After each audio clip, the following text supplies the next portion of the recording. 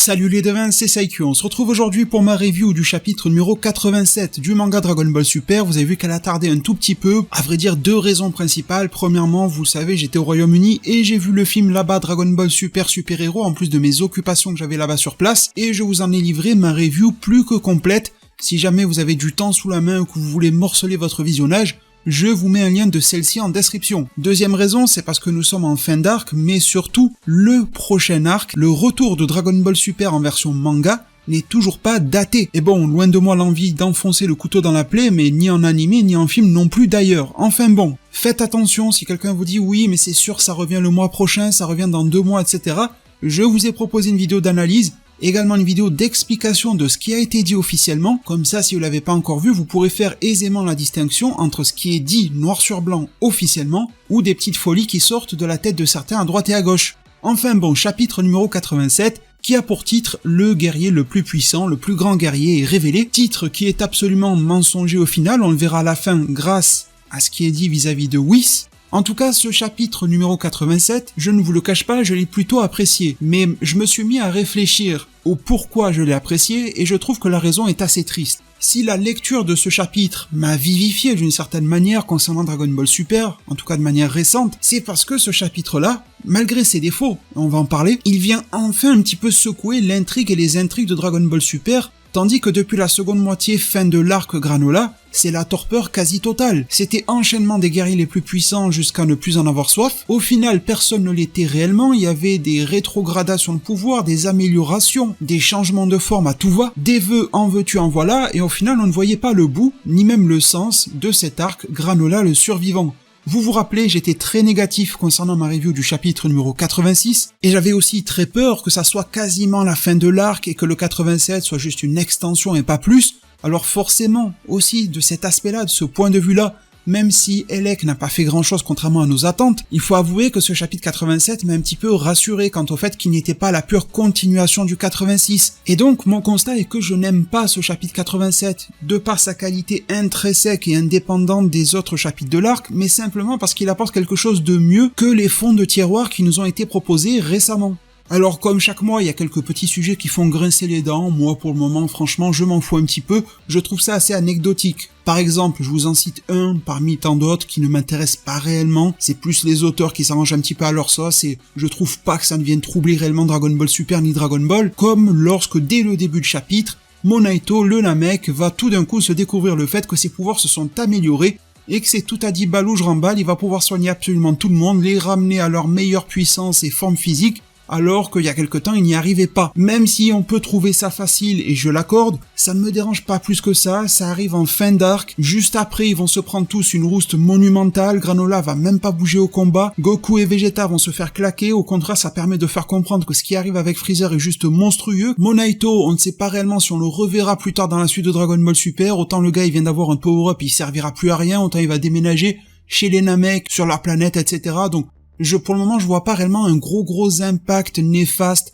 ni même positif sur Dragon Ball Super, avec cette évolution des pouvoirs de Monaito. Ils ont essayé de le justifier en disant que c'est parce qu'il arrête pas de pratiquer, mais moi je trouve qu'il y a une justification implicite et qui vient prendre du sens avec le film Dragon Ball Super Super Hero, ne vous inquiétez pas, il y aura pas de spoiler majeur, et qui prend du sens lorsque l'on jette ses yeux et son regard vers le passé de Dragon Ball. Malheureusement, certains ont tendance à l'oublier, c'est d'ailleurs dit par Monaito, qui aurait cru qu'à cet âge-là, mes pouvoirs s'éveilleraient à ce niveau-là. Sauf que lorsque l'on regarde dans Dragon Ball, les Namek de type divinité, de type magicien, avec des pouvoirs un petit peu particuliers, les Dende et compagnie, les plus efficaces sont souvent les plus âgés, les plus expérimentés. Saichiro en était un exemple parfait. Et lorsque vous prenez le film Dragon Ball Super Super Hero, Piccolo aura une discussion avec Dende, il va lui demander de faire une certaine chose, et Dende va lui dire qu'il n'en est pas capable, car il n'a pas atteint la maturité et probablement l'âge Namek suffisant et requis pour cela. Sous-entendu que cette vieillesse Namek est aussi une force pour eux, lorsqu'ils sont bien sûr des Namek assez spéciaux, ces sortes de mages donc. Si l'on regarde Kami, même lorsqu'il était vieux, il était pas mal aussi au niveau de ses pouvoirs, donc il y a des capacités dont ce type de Namek bénéficient lorsqu'ils sont jeunes, ils les perdent en vieillissant, ils deviennent également décrépits comme Monaito, mais certains atouts se voient également améliorés. J'extrapole au-delà du manga, mais je ne pense pas que ça soit juste la pratique répétée des pouvoirs de Monaito, je pense que ça a juste été un déclencheur, mais aussi parce que vis-à-vis de certaines capacités, il est en fait dans la force de l'âge Namek. Je ne vais donc pas alors m'attarder sur d'autres futilités de ce genre-là, j'en ai mis en lumière une parmi tant d'autres et puis ça suffira je pense. Vient ensuite dans ce chapitre-là le cas de Elec bien sûr, Elec qui va vouloir fuir, alors d'une certaine manière une déception ce Elec, il nous a fait miroiter de ces choses, on avait les questions qui ont été posées à Zuno, il y en a un bon paquet qui n'ont pas trouvé de réponse, alors je peux laisser une petite fenêtre ouverte à cela, avec Maki et Oil, ce sont eux au final qui ont posé les questions à Zuno, mais pour revenir sur ce Elec dont on n'avait pas vu la formulation du vœu précise et exacte, la négociation avec Torombo, ça tombe un petit peu à l'eau dans ce chapitre numéro 87, on va avoir un moment où Elec ne va pas dire mot pour mot ceci était mon vœu, mais il va quand même s'adresser en Gas en lui disant qu'il sera toujours le plus puissant de l'univers, jusqu'à la dernière seconde de sa vie. Il me semble alors là, lorsque l'on voit les évolutions vieillissantes de Gas contrairement à Granola qui n'avait vieilli qu'une fois, et bien que lorsque Gas se trouve dépassé par ses adversaires, et tant que ce Gas a la moindre once de vie en lui, elle va être consommée comme du carburant, il le disait lui-même dernièrement, ça va le rendre donc tout séché à vieillir de plus en plus, mais élever ses pouvoirs, tels sont les effets du vœu réalisé auprès de Torombo. Disons que Granola c'était one shot et Gas c'est un petit peu plus à la demande, sauf que cette demande-là peut le consumer totalement et le faire mourir. D'ailleurs, j'aurais bien aimé que l'on apprenne quelle est l'espérance de vie des Hitters, pour voir combien d'années de vie celui-ci est capable de sacrifier comparé à Granola qui en a quand même bouffé déjà 150. Donc je pense que la réponse au niveau du vœu, faudra pas trop se prendre la tête, elle est ici malheureusement. Et troisième source de déception autour de Elec, son fameux plan secondaire, il nous a fait miroiter lorsqu'il tenait son verre de vin qu'il avait d'autres plans, d'autres choses à faire. A priori, cette chose à faire n'était autre qu'appeler Freezer pour qu'il se fasse tuer par Gas, devenu le plus puissant de l'univers. Alors d'une certaine manière c'est pas mal, surtout si Freezer s'était ramené plus tôt en étant un petit peu surpris qu'il n'avait que le Golden et pas trop d'évolution physique et puis qu'il se fasse laminer, sauf que là ça retombe vraiment comme un soufflet. Je salue le fait que ce mystère ait trouvé réponse, mais lorsque l'on apprend la réponse on se dit ah c'était ça. Le plan était quand même un petit peu bancal, ramener Freezer ici alors qu'il y avait quand même Goku et Vegeta qui était en train de se démener, Granola qui était l'ancien, l'ex le plus puissant de l'univers, en plus Elec est pas bête, il avait dit lui-même que lorsque Granola venait de devenir le plus puissant, même si Goku et Vegeta n'avaient pas ce niveau-là, en s'associant face à lui, il pourrait le faire tomber. Donc dans tous les cas que Granola ou le duo de Saiyan gagne, ça ne le dérangeait pas, au contraire ça l'arrangeait. Eh bien pourquoi est-ce qu'il n'a pas eu la même réflexion ici, en se disant que des associations pourraient avoir lieu face à Gas? On aurait été alors dans une situation où Freezer a une dent contre les Hitters, Goku et Vegeta aussi par la force des choses, aussi, Granola aussi, donc en fait Gas risquait de se faire mêler par tout ce beau monde en même temps. Et c'est qu'après la défaite de Gas qu'ils auraient arrangé leurs petites affaires entre eux. Elec ne prévoit pas que les alliés puissent réfléchir et penser de la même manière que lui le fait envers les autres. C'est un petit peu dommage, je pense que l'aspect mastermind d'un personnage ressortirait mieux s'il prévoyait qu'on tente de le contrer de la même manière que lui aurait osé le faire. Enfin bon, au moment où Elec prend la fuite, il s'en fout de Maki, de Oil, de Gas, il prétend qu'il va mourir sous peu. Eh bien ce dernier se relève, contrairement à tout ce que l'on pensait, le simili-rayon de la mort qui va venir perforer Monaito ne provient pas de Freezer, mais il provient de Gas. Je trouve que c'est assez intelligent de la part de Toyotaru, je pense qu'il nous préparait ce petit troll depuis quelques temps, il y avait quelques chapitres en arrière, on voyait Gas qui utilisait des rayons similaires aux rayons de la mort, il les avait un petit peu sortis de nulle part, hein, d'une certaine manière c'était le plus puissant, bon voilà, c'était un rayon tiré avec le doigt et puis voilà, mais en fait ça avait été préintroduit, exprès pour ce moment-là, pour que ça soit justifié qu'il ne le sorte pas de nulle part, mais en même temps, nous mettre sur la piste que ce rayon ressemble tellement à celui de Freezer, en plus il touche un Namek, et Freezer savait sur la planète Namek qu'il fallait viser Dende car il prodiguait des soins, mais Gas le savait aussi. Il y a quelques chapitres en arrière, ça remonte un petit peu plus loin, il disait, notamment lorsqu'il était en Berserker, etc., qu'il faut s'en prendre à Monaito car il prodigue des soins. Toyotaru a subtilement glissé quelques similarités entre Gas et Freezer, aussi bien dans la stratégie que dans les attaques, pour que le moment venu, on pense que Freezer est là, c'est en fait Gas qui attaque et Freezer n'est introduit qu'après. Je trouve ça assez intéressant, surtout qu'il s'est joué de nous vis-à-vis du fait que nous avons les pages brouillons, souvent au nombre de 7 sur le site officiel, et comme par hasard ça s'arrêtait sur la case du fameux rayon de la mort. Vient également le sujet de la revanche de Granola. Je trouve que pas mal de monde passe à côté de quelque chose qui a été émis dans le chapitre. Beaucoup de monde pense que le sujet de la vengeance de Granola est complètement terminé depuis le chapitre 86 et qu'on ne revient plus dessus. Dans le chapitre 87, ça a été remis sur le devant. De manière plus subtile, implicite, mais ça a été fait. Ça a été fait entre Gas et Granola. Il fait exprès de tuer Monaito sous les yeux impuissants de l'ex plus puissant de l'univers Granola et lui demande s'il a réellement plus aucun intérêt dans la revanche. Il va se moquer de lui, le narguer, lui demander si cette forme d'apaisement qu'il a trouvé récemment va durer très longtemps, et on voit Granola réagir. Sauf que la maturité de Granola se ressent, vu que au lieu de foncer tout droit vers son adversaire, il va faire un pas de recul et se jeter sur Monaito, celui qu'il avait abandonné en tout début d'arc pour sa vengeance. Je vous mets la page en question. Il va le rejoindre au moment où celle-ci lui tend les bras. Alors je suis d'accord que Toyotarou fait souvent les choses, mais peut-être pas de manière assez visible, peut-être pas de manière assez appuyée, peut-être pas avec assez de fond, mais malgré tout je ne veux pas fermer les yeux sur ce qui est fait, et je trouve que ça a été mis en avant. Ensuite vient le cas de Freezer. Pourquoi est-ce que Granola ne fonce pas comme un dégénéré sur Freezer? Déjà, parce qu'un acte de maturité vient d'être montré et démontré par cette scène que je viens de décrire, ça serait la déconstruire totalement que de revenir en arrière, mais également parce que il ne me semble pas que le faciès de Freezer soit connu de Granola, donc lorsqu'il arrive comme ça de nulle part sur la planète, ça me paraît un petit peu chelou de réagir en disant « Ah, c'est toi Freezer » alors qu'il ne sait même pas qui il est. Malgré tout, en attendant, on voit le visage de Granola qui se crispe, la réaction est présente, et une fois que le nom de Freezer est révélé, qu'il n'y a plus de doute permis, eh bien Granola ne foncera pas dessus. Pourquoi ? Parce qu'il prend soin de son être cher, Monaito. Là, même si le personnage décide de retourner en arrière dans ses sombres pensées et de se venger pleinement de celui qui est à l'origine de tout, eh bien il a un choix. Soit il abandonne Monaito et pourrait peut-être mourir plus vite que prévu, soit il reste avec lui pour l'aider à tenir, pour lui apporter un soutien moral, et peut-être même être là pour lui tenir la main, la tête, et avoir un dernier échange avant que celui-ci ne parte. Le personnage ayant évolué, il a fait le choix qui lui semblait être le plus juste à son cœur et à son esprit. Alors, encore une fois, dans la forme, ça n'est pas forcément optimal du tout de la part de Toyotarou et peut-être de Toriyama, mais concrètement, je trouve que ça a été fait.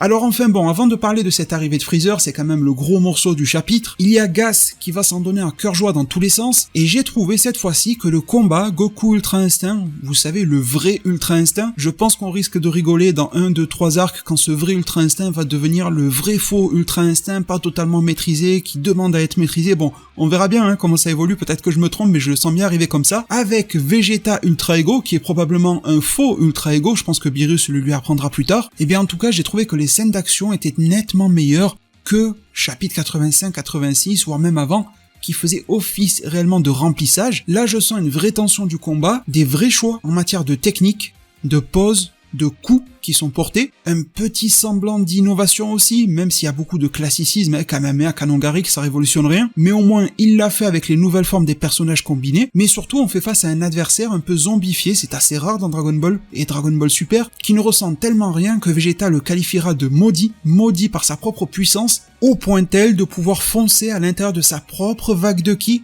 qui dépasse alors tout entendement en termes de puissance, qui va lui arracher des morceaux de peau, des morceaux de chair, mais il ne ressent rien. Il est porté par cette fougue d'être le plus puissant de l'univers, toujours plus puissant quoi qu'il arrive, mais il ne se rend pas compte qu'il est en train de s'auto-consumer. Et pendant ce temps, on a d'ailleurs quelques prémices de ce qui se passera et de ce que je viens de décrire face à Freezer.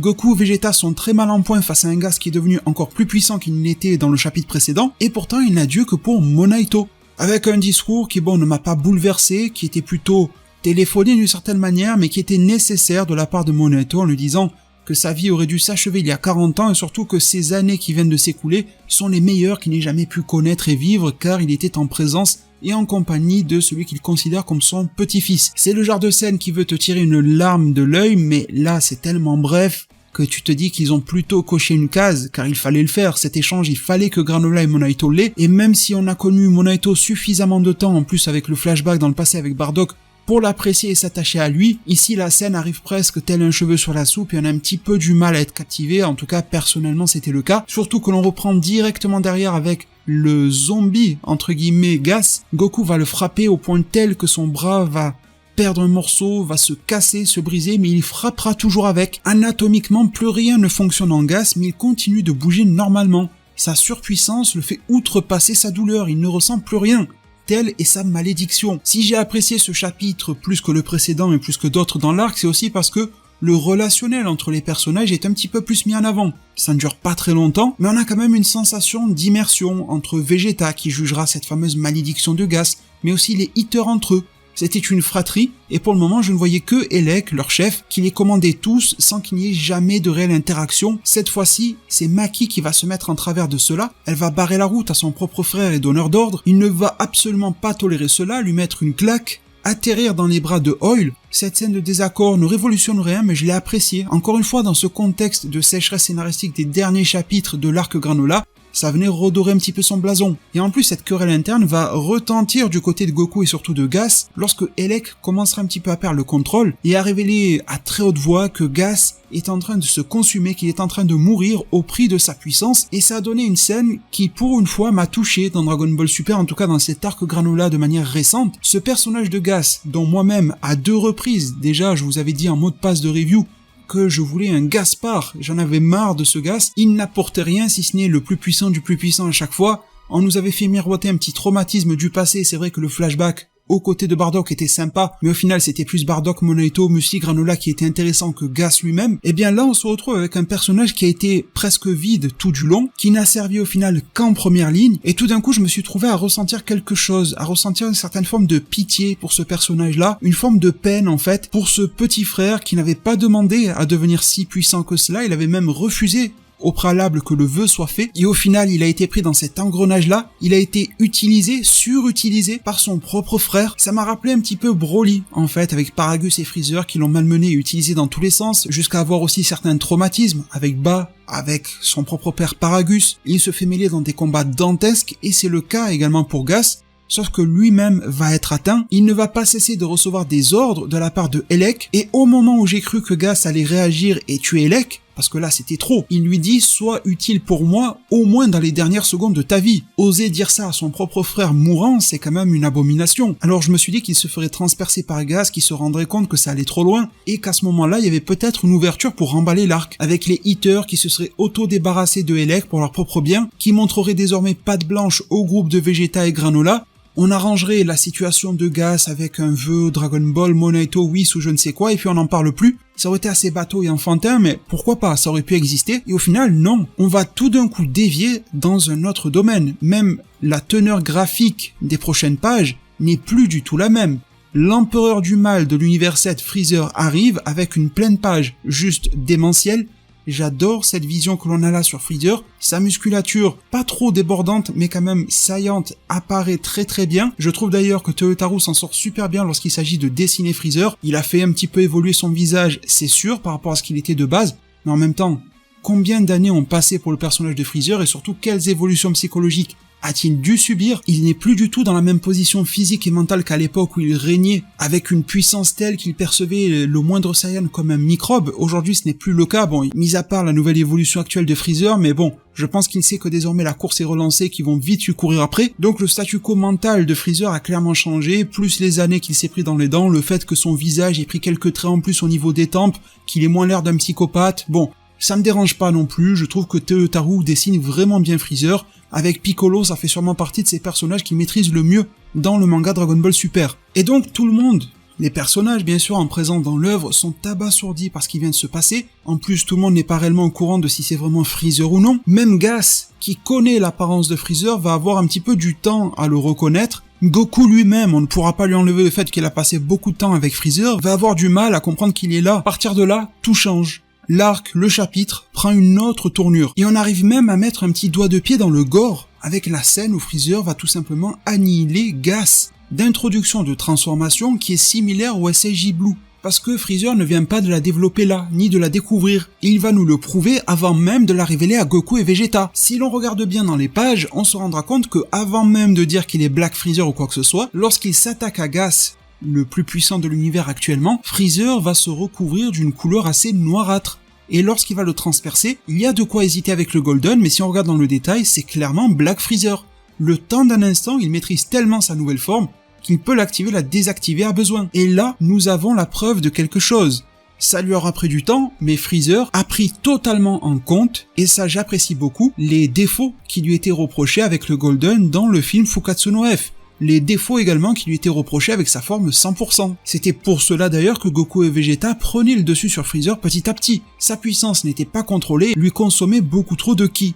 Désormais, ça semble à première vue être des défauts résolus, en tout cas avec Black Freezer. Et j'aimerais d'ailleurs faire 2 points par rapport à ce Black Freezer. Tout d'abord, la manière dont Gas va être tué par ce dernier. Alors certes, il se fait transpercer au niveau de l'abdomen, mais je ne pense pas que ce coup l'ait réellement tué en soi. On le voit, juste après le coup, il a encore ses pupilles, etc. Il est encore conscient. Je pense que c'est l'effet du vœu qui le tue en fait. Parce qu'à ce moment-là, lorsque Freezer va prouver qu'il a dépassé Gas, ce dernier va avoir besoin de plus de puissance pour répondre, et on se rend compte ensuite que son visage est en train de vieillir. Il n'est pas juste mort et s'est effondré comme ça. On voit clairement l'évolution jusqu'à perdre un maximum de cheveux, devenir de plus en plus squelettique et ne laisser que ses os sur le sol. Alors que l'attaque de Freezer n'avait pas pour but de venir désintégrer la chair qui entoure son corps. Il lui a juste, entre guillemets, transpercé le ventre. Et comme le disait Elec, Gas est censé être le plus puissant jusqu'à la dernière seconde de sa vie. Le vœu a donc pris effet, ça a tenté de le rendre encore plus puissant, ça a commencé à puiser dans son énergie vitale et ça l'a totalement asséché. Et je me demande même si Freezer n'a pas compris cela. Freezer qui avec ses 3 espèces de doigts de pied va complètement écraser sur le sol le crâne de Gas qui le jonchait. Et je trouve que ça renforce encore plus cette empathie que l'on peut avoir pour Gas. Même une fois mort, on a l'impression qu'il souffre et même au-delà de cette mort-là. Deuxième chose que je voulais mettre au clair, vis-à-vis de cette transformation de Black Freezer, je vais vous donner mon avis sur le design, etc. sous peu. Juste avant de vous parler de design, de puissance, etc., j'aimerais faire remarquer un truc qui, je crois, n'a pas été dit ailleurs. Après, vous savez, je regarde pas les vidéos Dragon Ball ou très peu. Je regarde ce qui se dit sur les réseaux, les commentaires qu'on m'envoie, etc. Ce n'est pas forcément représentatif de tout ce qui se dit, mais ça me donne quand même une bonne visibilité. Et à l'heure où beaucoup se plaignent des transformations à foison, je peux le comprendre, je dis pas qu'ils ont tort, je respecte tout à fait, j'aimerais quand même souligner un point positif apporté par le manga Dragon Ball Super récemment. Goku Ultra Instinct, au final c'est du gris-blanc pour la forme maîtrisée, et c'est du noir pour le vrai Ultra Instinct ou le Kizashi. Vegeta Ultra Ego, c'est du violet, des teintes assez sombres, un violet que l'on peut vite assimiler à du noir tellement il est dark. Freezer, et plus précisément Black Freezer, c'est dans son nom, c'est encore des teintes de noir. Donc là, on est en train d'avoir des nouvelles formes et des évolutions qui composent quasi uniquement avec du blanc, du gris, du noir. Il y a sûrement du mauve dans l'aura de Black Freezer, il y a du violet, on le sait déjà pour Vegeta, mais dans l'ensemble, on est avec ces 3 teintes-là. Et ça tombe bien, parce que ce sont au final les 3 teintes qu'un manga est capable de nous apporter. Ça me rappelle le fait que Akira Toriyama avait créé le Super Saiyan, bien sûr pour son scénario, mais il l'avait créé blond pour que ça soit tout blanc en version manga, il n'y a rien à ajouter une fois que l'on a fait le contour des cheveux, ce qui était plus rapide à la fois pour lui et ses assistants. J'ai l'impression que ce genre d'astuce est réitéré ici parce qu'au final ça sert à quoi? Lorsque l'on n'a pas un animé ni un film, de faire des formes rouge, bleu, jaune, vert et je ne sais quelle couleur qui peut rester. Ça ne sert à rien, donc autant manipuler ce que l'on peut manipuler. Alors ce Black Freezer, en quelques mots au niveau de son design, je trouve que c'est une pure réussite. Je vous ai fait part il y a quelques secondes ou minutes de l'astuce au niveau du noir et blanc par rapport au manga, mais au-delà de ça, intrinsèquement, je le trouve très réussi. Alors forcément, il faudra avoir une version colo, soit par Toyotaru, soit par les formats animation, pour se faire un avis réel. Mais là, ce qui nous a été présenté, je le trouve magistral. Meilleur que le Golden. Si l'on regarde bien, le Golden, il n'y avait même pas de réelle justification. Un méchant qui se met à briller de manière dorée, bon voilà, mais un méchant qui devient très sombre, qui dégage cette aura maléfique, destructrice, gore, très graphique, qui écrase des crânes, qui arbore une forme black, l'aura autour de lui qui s'active, je suis très curieux également de voir quelle couleur elle aura. En version manga, mais Toyotaru gère pas trop bien les auras, donc pourquoi pas en version animée si elle finit par y voir le jour. J'espère des variations de noir et aussi pourquoi pas de mauve mélangées à l'intérieur de cette aura-là. Ça serait superbe. En parlant de visuel, je me demande également si on reverra Golden Freezer un jour. Est-ce que sa version Golden est devenue bien meilleure qu'auparavant? Je pense que oui. Ou alors va-t-on la zapper totalement au profit de ce Black Freezer? Peut-il également aller au-delà de Black Freezer? Bon bref, tout cela sera des questionnements, mais en tout cas, en matière de design pur, je trouve que c'est une réussite. Au final, c'est assez simple, mais il fallait y penser, et j'apprécie beaucoup. Alors, Elec va y passer, il n'y a pas que Gas qui part, bien sûr. La discussion sera relativement fade entre les deux, mais intéressante du côté de Freezer, qui va lui dire qu'il savait tout depuis 40 ans, que ce n'était pas une grande menace, au contraire, ça servait ses intérêts, donc il l'a laissé.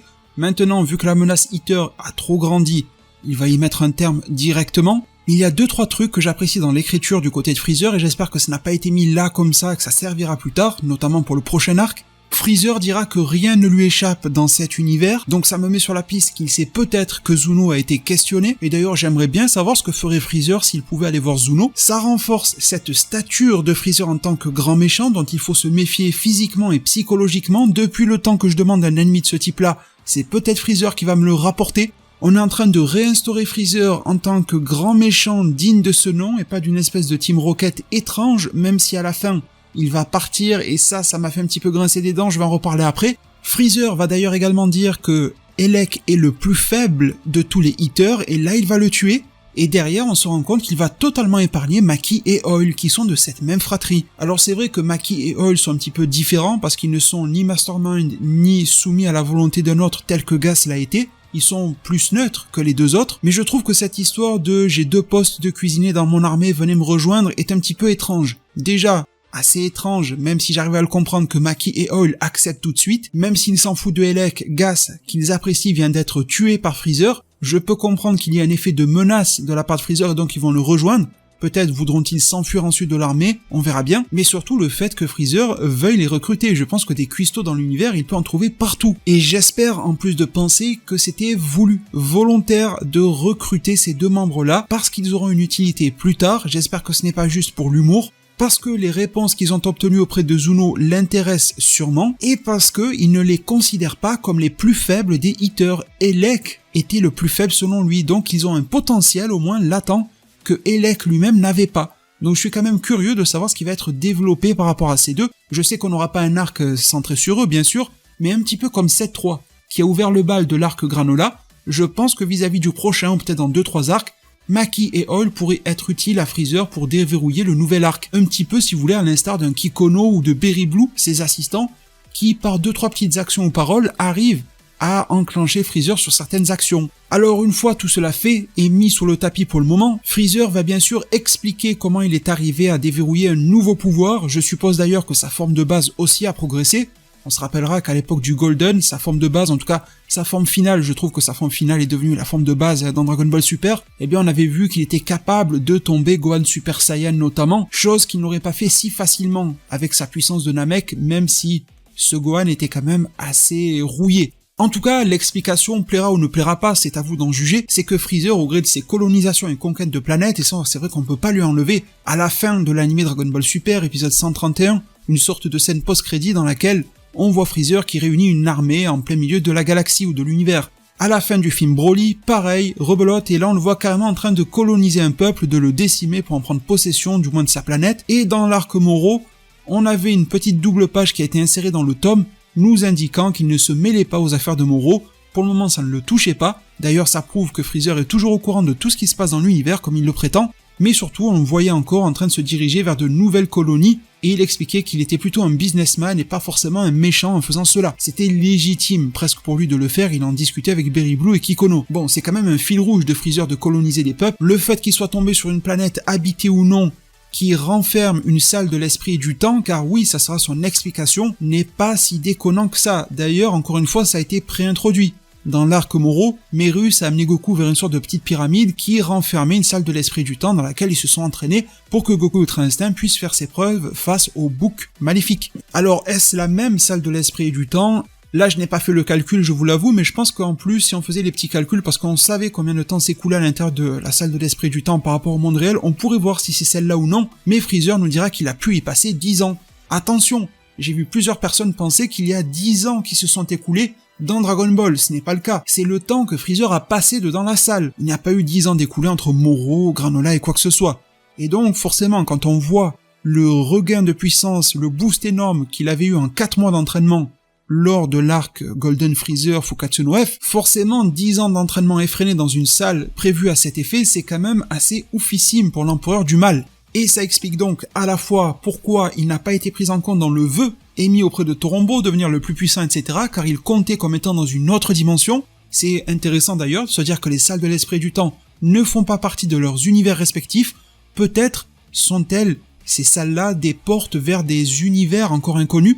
Peut-être vont-ils nous dire que ce sont une porte vers les univers détruits, vers des vestiges d'univers, quelque chose comme ça. Peut-être même une sorte d'opposé au monde du vide dans lequel il y avait le tournoi du pouvoir, monde du vide dans lequel le temps était absent. Là, c'est une salle dans laquelle le temps est plus que présent. C'est même son principe fondateur. En tout cas, avec 10 ans d'entraînement dans les pattes, on imagine ce dont Freezer est capable. Mais attention, je ne pense pas que la progression de Freezer doit être perçue comme étant forcément linéaire ou exponentielle. On a l'impression qu'il surclasse ses opposants, mais pas autant qu'on aurait pu le croire avec 10 ans d'entraînement. C'est pour ça que Freezer a un potentiel démentiel, on est tous d'accord désormais, ce n'était pas un petit coup de chance avec l'entraînement de 4 mois, mais avec 10 ans d'entraînement, lorsque l'on a vu ce que donnait 4 mois, on pourrait s'attendre à ce qu'il ait un niveau peut-être surpassant Beerus, les Anges, Daishinkan ou je ne sais quoi, et ça n'est visiblement pas le cas. Bien sûr, ça s'explique parce qu'il faut modérer le scénario, il voulait pas ramener un être d'une telle puissance si vite, sinon on mettait un terme même prématuré à Dragon Ball Super, mais aussi, comme je l'ai dit, je pense qu'il ne faut pas considérer que l'évolution de Freezer est constante et permanente. Au bout d'un moment, il y a forcément un plafond de verre qu'il atteint.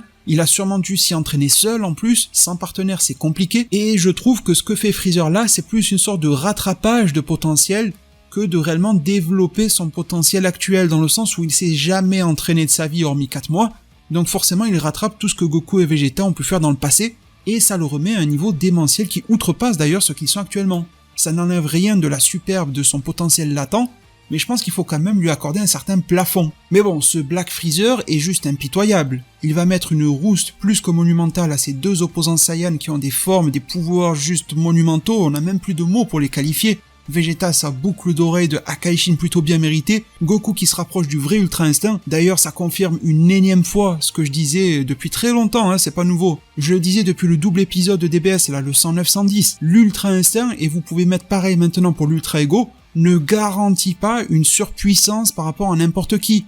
Gas et Granola nous l'ont montré, et Black Freezer le confirme, mais le premier à l'avoir démontré c'était tout simplement Jiren. Cette répétition me permet d'en faire une seconde, le Ki divin ne garantit pas un niveau de puissance. Dende, Kaioshin, Kibito, Kaio du Nord ont tous un point commun, ils ont du Ki divin, c'est acté dans Dragon Ball Super, pourtant leur niveau de puissance aujourd'hui est plutôt risible. Jiren n'a pas de Ki divin, Toppo en a, Jiren est amplement plus puissant que Toppo. Une fois cela replacé, la victoire de Black Freezer est sans conteste, et j'apprécie d'ailleurs la case sur laquelle il constate que ses adversaires sont complètement ruinés. Il va annuler sa forme de transformation très rapidement encore, je trouve que c'est une grosse preuve de maîtrise de sa part. Il s'en va en prétendant qu'il n'est pas venu ici pour eux, mais à la poursuite d'une autre cible. Et c'est à ce moment-là d'ailleurs qu'il va appeler Maki et Oil qui s'étaient cachés derrière un rocher, donc vraiment Freezer a un œil sur ces deux-là, j'ai l'impression qu'il avait besoin de eux. Sûrement car ils ont été en contact avec Zuno, je pense que ça sera très facile, sans mauvais jeu de mots, de les cuisiner une fois dans son vaisseau, de les faire parler, une fois ces informations précieuses acquises, peut-être même serait-ce la localisation de Zuno pour que Freezer aille le rencontrer en personne. Franchement, on a eu Bulma, on a eu Zamasu, on a eu les Eaters, mais je pense que celui qui mériterait d'aller voir Zuno pour retourner Dragon Ball Super et son histoire serait Freezer. Surtout que derrière, avec Freezer, il est fort probable qu'il tue Zuno, donc comme ça on l'exclut du scénario à l'avenir. Et puis je viens de faire une drôle de remarque en bossant cette vidéo. Dans le film Dragon Ball Super Broly, pourtant je l'ai vu 1 milliard de fois, j'avais raté ce petit détail là, ou alors ça ne m'avait pas réellement marqué. Vous me direz si vous avez gardé cela en tête. Dans cette scène de fin entourant Freezer, on va avoir un tout petit extrait qui nous montre un appareil de suivi de Kikono qui est en train de tracer et de pister Shirai et Remo, de montrer leur localisation précise, de confirmer en plus que les deux ont rejoint Broly sur Bampa, ce qui permettrait d'y voir encore plus clair dans ce jeu de piste qu'est en train d'organiser Freezer. Freezer remettait en cause sa propre puissance, il y a alors 2 moyens d'y pallier. Premièrement, s'améliorer soi-même, et je ne pense pas que Freezer ait renoncé à ça, ce chapitre 87 en est la pure preuve. Secondo, se trouver un allié, et ça il le disait également dans le film Broly, en suggérant que Broly pourrait en être un s'il se contrôlait. Alors, une fois le séjour fait dans la salle de l'esprit du temps, ses pouvoirs fortement augmentés, il ne lui reste plus qu'à en ressortir, utiliser ce traceur, partir à la poursuite de Broly. Le film Dragon Ball Super Super Héros, sans trop de spoilers, ne vous en faites pas, nous révélera que Broly, ça on le voit dans les trailers, est sur la planète de Beerus, c'est car la Z-Team et Broly ont du souci à se faire vis-à-vis de Freezer. Dans ce chapitre 87, Freezer nous parle d'une cible, qui n'est ni Goku ni Vegeta. L'arc Granola se déroule avant le film Dragon Ball Super Super Héros, ce qui voudrait dire que entre temps, il y a probablement un arc ou des événements qui seront en off, on ne sait pas encore, qui connectent Freezer à la pourchasse de Broly. Et donc, vous l'avez en mille avec le film Dragon Ball Super Super Héros, à condition que la technologie de Freezer fonctionne à si longue distance, les appareils de son armée doivent lui indiquer que Broly, Shirai et Remo sont sur la planète de Beerus. Freezer n'a alors que 3 choix, je dirais.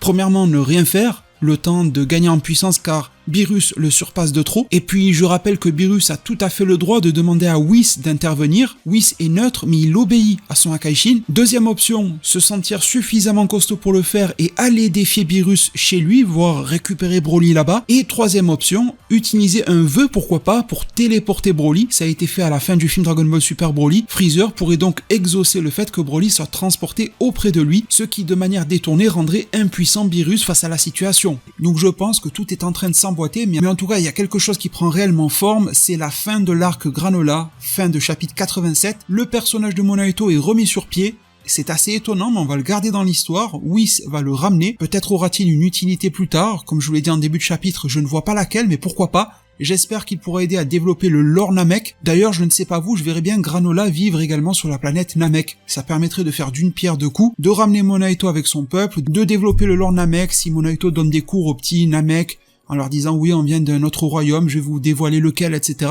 Peut-être que Monaito en sait même plus que Muri lui-même. D'ailleurs, ça serait peut-être cool un jour de voir aussi des Namek non combattants s'assimiler. Vous imaginez les Monaito Muri qui s'assimilent pour avoir un décuplement des connaissances, des capacités, ça serait assez ouf. On aurait deux personnages en un, voilà, ça évite le gaspillage. Les Namek sont écolos jusqu'au bout, on peut même les recycler. Et Granola, dans cette ambiance apaisante de la planète Namek, je trouve qu'il y serait bien. Il a déjà des couleurs un petit peu bleutées, vertes, peut-être que c'était même fait exprès par rapport à son design pour qu'il s'accorde. Vous imaginez s'il est tout rouge, on va le voir à 3000 km. En tout cas, Whis vient mettre un terme à l'arc. Il prétendra que Beerus appelle Goku et Vegeta car il n'arrive pas à faire des nouilles instantanées, version japonaise, des yakisoba. Bon, oui, ça a pas l'air trop énervé, mais c'est vrai qu'un abonné m'a dit « Désolé, j'ai oublié ton pseudo », mais je n'ai pas oublié l'idée. Le fait que peut-être Whis ment un petit peu et que Beerus appelle Goku et Vegeta pour d'autres fins, pour faire autre chose, peut-être une nouvelle menace, un nouvel enjeu divin, Zeno a décrété un truc nouveau, voilà, pour lancer le nouvel arc ou quelque chose comme ça.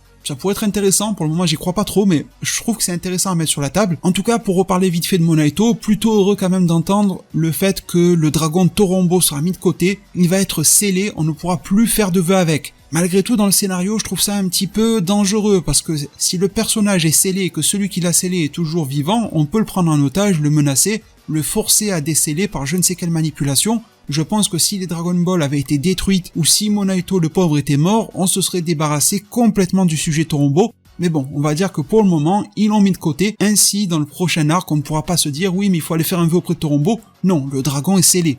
Je ne sais pas, mais en tout cas ils ont voulu le mettre de côté comme ça, pour qu'il n'y ait aucun mort dans l'arc. Toyotaru avait même de la peine pour le petit dragon, pourquoi pas. En tout cas, Granola est un pote désormais de Goku et Vegeta, il sera même invité à le rejoindre pour s'entraîner, se battre de temps en temps. Ça peut paraître ridicule, mais c'est intéressant parce qu'il y avait quand même un énorme grief entre les Saiyans et la descendance du roi Vegeta en le prince, face à Granola qui a vu son peuple être décimé par l'armée de Freezer combinée aux forces Saiyan. Les voir désormais copiner comme ça, c'est pas juste des enfantillages, il y a quand même un message derrière. Vegeta va même donner le détecteur à Dragon Ball à Granola, Bulma se démènera très rapidement pour en construire un nouveau sur Terre. Je trouve assez étrange que l'on fasse l'impasse sur les 3 années de vie qu'il reste à Granola. On aurait pu croire que Whis interviendrait, que le dragon Torombo va les aider, peut-être qu'un dernier vœu sera formulé dans le scénario pour que le vœu soit annulé, l'espérance de vie retrouvée, et que la puissance soit rendue, peut-être même en faisant un échange plutôt équitable, avec Torombo qui ferait ses petits calculs, bon tu as gaspillé autant de puissance, donc tu as droit à récupérer 127 ans au lieu de 150, bref tu vas vivre encore pas mal d'années, et te voilà de nouveau tout près de ton grand-père adoptif Monaito. Bon, on n'a pas eu ça, on n'a pas eu la fin joyeuse totale pour l'arc Granola, j'ai quand même envie de le signaler, on se retrouve là avec un personnage qui doit canner dans 3 ans, et c'est assez drôle de voir que la seule réaction de Goku est de lui dire hey, « tu viens t'entraîner avec nous ?» Ça a tendance à me rappeler un petit peu la fin de l'arc Zamasu. Il y avait Mirai Trunks qui partait en pleurs, des timelines pétées, il allait vivre dans un autre monde qui n'est pas le sien, Mirai Bulma, Yaijiro Beyot qui sont tous morts, et t'as tout le monde, pas que Goku cette fois-ci, qui font un banquet comme si on était à la fin d'Astérix et Obélix. Si vous êtes de très anciens sur la chaîne, vous vous rappelez peut-être du coup de gueule que j'avais fait en vidéo par rapport à cette fin que j'avais trouvé ignoble. On n'en est pas à ce niveau-là, en fin d'arc Granola, mais quand même, je pense que certaines préoccupations auraient pu être un petit peu mises en avant. Voire même que Granola réponde non, c'est le prix que je dois payer, c'est le fardeau que je dois porter, et je partirai dans 3 ans, je payerai ma dette en quelque sorte. Ça aurait pu se finir aussi ainsi, mais bon, ça a été totalement éclipsé au profit quand même du joli petit scooter de Bardock qui est fourni à Son Goku. Goku va voir le visage de son père, et il va sourire. C'est pas non plus un sourire dans lequel on peut compter ses dents, mais il va esquisser un petit semblant d'émotion positive, et j'ai trouvé ça très très touchant. Parce que ce Goku-là est plutôt heureux, content de voir quel est l'héritage légué par son père, de mieux le comprendre, de mieux se comprendre lui-même avec son vrai ultra instinct et ses émotions, mais en même temps il n'en fait pas des caisses en mode ouais je pleure c'est mon père alors qu'il a jamais calculé depuis 50 ans. Je trouve que le ton est assez juste à ce niveau-là, j'apprécie beaucoup. En tout cas, la fin d'arc est sonnée, et c'est sur la dernière page que la prophétie du poisson oracle sera mentionnée. Gas n'était donc pas le guerrier le plus puissant de l'univers, le chapitre s'appelle le plus grand guerrier de l'univers est révélé, et justement Goku va demander si c'était Freezer, Black Freezer, et Whis dira c'est possible, mais peut-être que le guerrier le plus puissant a émergé autre part dans notre univers. Et c'est à ce moment-là que Goku va être heureux de savoir qu'il y a encore tellement de paliers à franchir. Ça fait référence à une interview de Toyotaru, vous vous rappelez qu'il disait que pour Goku et Vegeta, il y avait encore du chemin quand même, et il mentionnait Beerus et les anges. Eh bien je pense que là on vient de nous faire comprendre que l'on a encore un petit peu plus nivelé Dragon Ball Super, pour éviter je pense que la prochaine étape à rattraper soit Beerus, des supra-divinités. Eh bien on a inséré encore d'autres mortels qui représentent de nouveaux paliers, Black Freezer, quelqu'un qui doit être encore supérieur à Black Freezer, et probablement d'autres personnages à la suite. Ça ressemble à une facilité, mais c'est aussi le travail d'un scénariste de faire ça, sinon il pouvait couper court à son œuvre dès l'arc Granola et tout remballer. En tout cas, on nous fait comprendre que l'entraînement va se poursuivre, que cet entraînement est infini, nous dira les notes insérées dans le magazine V-Jump, mais la note insérée à la fin de la plateforme Manga Plus, dont le lien d'ailleurs se trouve en description pour le lire, espagnol et anglais, nous dit que Dragon Ball Super va prendre une pause pour un moment, le temps de préparer son nouvel arc. Il n'y a pas de date de retour, pas d'indication sur la nature de l'arc. Je vous l'avais dit, je suis plutôt partisan du fait qu'une nouvelle ère de Dragon Ball se prépare sur tous ses aspects. Manga, film, animation, jeux vidéo. Je pense qu'on va avoir un renouvellement des histoires, des formats, des temporalités, des propositions, des moyens de diffusion. Je pense que tout va y passer. Bref, on verra ce que cela amènera. En guise de mot de passe pour cette fin de review, pour ceux qui sont restés jusqu'au bout, d'ailleurs un grand merci, je vous ai sorti 2 reviews très longues bout à bout, Super Héros et celle-ci, merci vraiment pour toute la force. Peut-être que vous êtes allé distordre l'espace-temps en allant les regarder dans une salle de l'esprit du temps pour qu'il ne se soit écoulé que 2 minutes dans le temps réel. Mais en tout cas, en mot de passe, pour ceux qui sont restés jusqu'au bout, on va mettre Freezer le cheater. Alors je pense que quand même il a plus mérité son power-up que les autres, on est d'accord, Gas, Granola et j'en passe, mais en même temps il est parti par quelques portes dérobées, 10 ans à passer pour lui, et il revient avec un power-up qui surclasse tous les êtres mortels en tout cas que l'on ait vu dans le manga Dragon Ball Super, et qui surclasse probablement des monstres tels que Broly et Jiren. Alors avec ces petits effets de passe-passe scénaristique, on va appeler Freezer ou Black Freezer le cheater, comme vous voulez. Je vous remercie vraiment pour tout. N'hésitez pas à vous abonner, à activer la cloche des notifications, à mettre un maximum de pouces bleus. Prenez tous extrêmement bien soin de votre futur, et à plus pour de prochains arts divinatoires.